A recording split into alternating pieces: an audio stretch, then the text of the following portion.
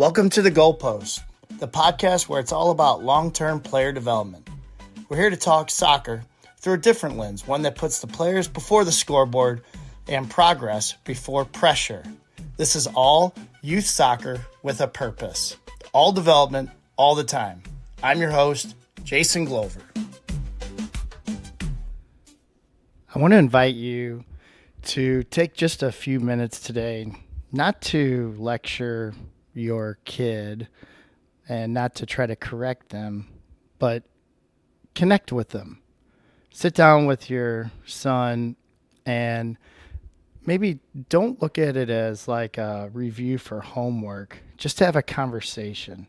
Ask a few questions. Let them explain something to you. Let them teach you what they've learned and watch what happens. Because when soccer becomes something that you share, it becomes more than a sport.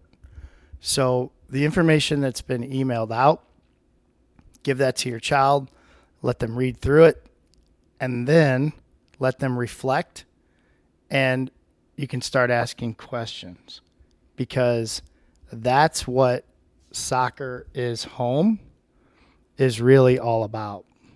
It's not just a phrase, it's a movement, it's a revolution, a shift in how we develop players, but more importantly, how we raise kids.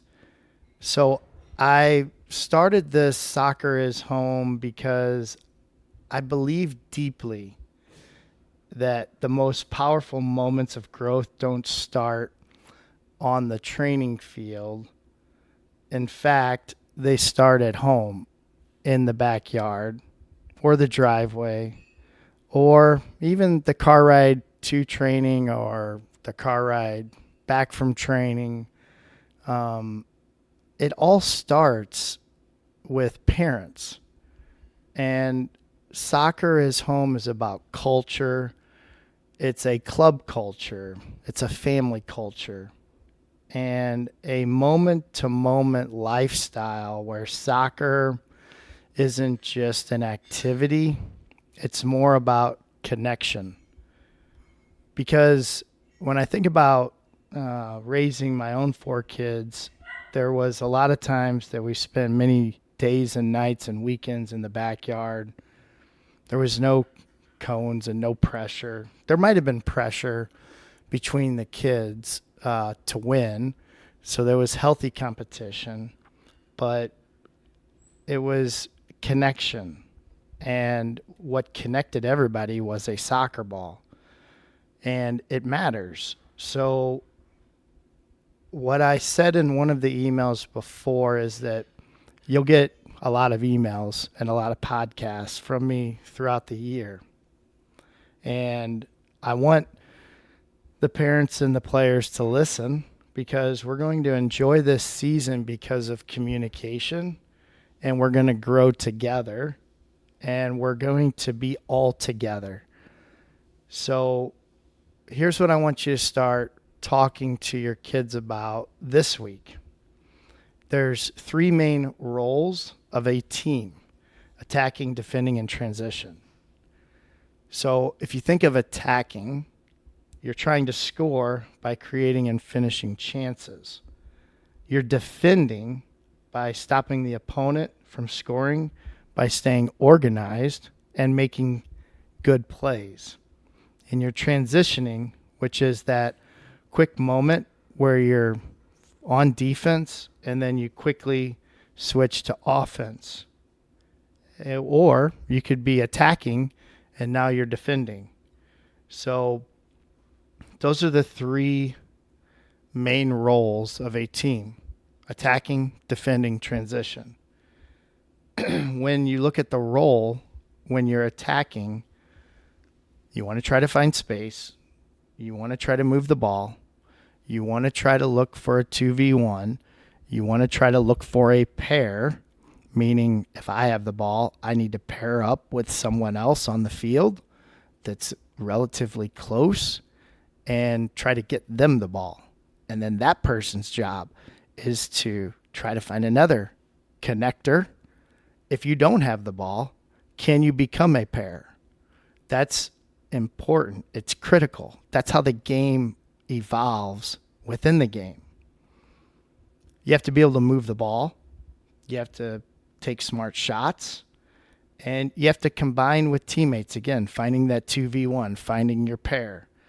And you have to really believe in the team functions that we're representing. So that's attacking. Defending, it's staying compact, it's protecting the goal, and you're trying to apply pressure on the opponent to force mistakes.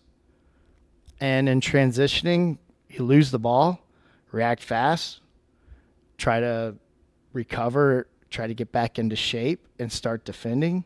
But if you win the ball, you try to make quick decisions, you counterattack, and you build up if it calls for it to be patient, or if it's a fast break, then you're trying to increase your decision making, your position, moment, direction, speed. All of that is predicated on where the opponent is and where you're at on the field, and is it a scoring chance?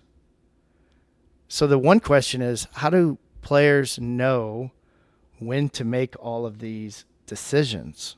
So it comes down to team intentions. Every moment of the game, the team is making choices. Do we attack, defend, or is it a transition moment? We want those decisions to happen fast and with a purpose. So you have to start breaking down every decision, and you have to say, choosing what to do, meaning do I pass, do I dribble, do I press, do I shoot, do I defend? And then every decision that's made helps progress the game, keeps it steady, or does it set us back? Decisions are impactful because you could make a decision thinking it's a good one, but it could impact the team negatively. So choosing what to do is just as important as how you do it, right? So choosing how to do it, if we use position, moment, direction, speed, position, where am I? Moment, when should I act? Direction, where should I go? Speed, how fast should I play? So then you have to look at execution. That's kind of the moment when the decision becomes the action. So how well we do it directly affects what happens next. So parents, ask your kids tonight, what phase are you in when you win the ball back? And then let them explain it. Let the game live within this conversation. Because when soccer becomes something that everyone talks about, laughs about, plays together about, it becomes culture. So thanks for listening to The Goalpost. Remember, it's all development all the time. And when we do this all together, soccer is home. It's a revolution. We'll see you next time. I'm really glad you joined us today on The Goalpost. Raising and supporting young players isn't always easy, but choosing to focus on their growth, their joy, and their character, now that's the right thing to do. You might not see the results right away, but every small moment you invest makes a big difference in your child's life. And remember, all development, all the time. That's not just a motto, it's a promise. We'll be here next time cheering with you.